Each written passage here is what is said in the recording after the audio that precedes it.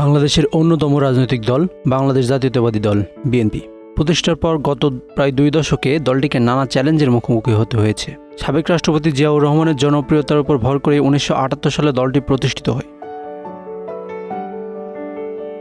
স্বাধীন বাংলাদেশে বিএনপি প্রথম রাজনৈতিক দল যারা সেনাশাসনের নানা সুযোগের মধ্য দিয়ে গঠিত হয়েছে। দলটির প্রথম নির্বাচনী প্রতীক ছিল মোরগ। তবে 1991 সালের নির্বাচনের আগে দলটি ধানের শীষ প্রতীক গ্রহণ করে, যা পরবর্তীতে তাদের প্রধান নির্বাচনী প্রতীক হিসেবে প্রতিষ্ঠিত হয়। মোরগ প্রতীকটি অবশ্য দলের শুরুতে কিছু নির্বাচনে ব্যবহার করা হলেও ধানের শীষ প্রতীক নেওয়ার পর থেকে বিএনপি এর সাথে অধিক পরিচিত হয়ে ওঠে। রাজনৈতিক বিশ্লেষকরা বলছেন, এর আগের কয়েকটি নির্বাচনে আওয়ামী লীগ নৌকা প্রতীক নিয়ে নির্বাচনে প্রতিদ্বন্দ্বিতা করছিল।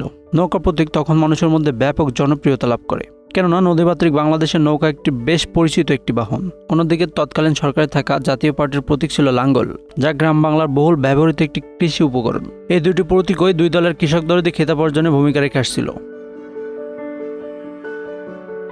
নির্বাচনে সেই কৌশল থেকে বিএনপির নীতি নির্ধারকরা এমন একটি প্রতীক বেছে নিতে উদ্যোগী হন যেটা সাধারণ মানুষের কাছে বেশ পরিচিত এবং সেখানে যাতে মানুষের আবেগ জড়িত থাকে। সেই সিদ্ধান্ত থেকে বিএনপির নীতি নির্ধারকরা মোরগ প্রতীক পরিবর্তন করে ধানের শীষ প্রতীক বেছে নেয়। এর পিছনে যুক্তি হিসেবে তারা বলেন, বাংলাদেশ কৃষি প্রধান দেশ, দেশের অধিকাংশ মানুষ কৃষির উপর নির্ভরশীল। এই অবস্থায় বিএনপি ধানের শীষ প্রতীক গ্রহণ করে কৃষক দরদি ইমেজ তুলে ধরে। সেবার খালেদা জিয়া সহ দলের অন্যান্যরা ধানের শীষ প্রতীক নিয়ে সরকার গঠন করে। নির্বাচনে ধানের শীষ প্রতীক নিয়ে বিএনপির প্রার্থীরা সহজেই গ্রামগঞ্জে পৌঁছে গিয়েছিল। সেবার ধানের শীষের বিরোধীরা এতটাই ভয় পেয়েছিল যে ইসলামী গণতান্ত্রিক দল নামে একটি নতুন রাজনৈতিক দলকে নির্বাচনী প্রতীক হিসেবে গমের শীষ প্রতীক বরাদ্দ দেওয়া হয়েছিল।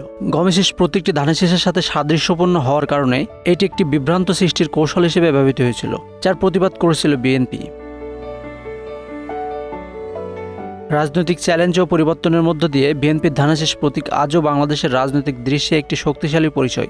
কৃষকদের সাথে সম্পর্ক ও রাজনৈতিক কৌশলের সমন্বয়ে এই প্রতীকটি আজও প্রাসঙ্গিক। Bangla affairs news desk.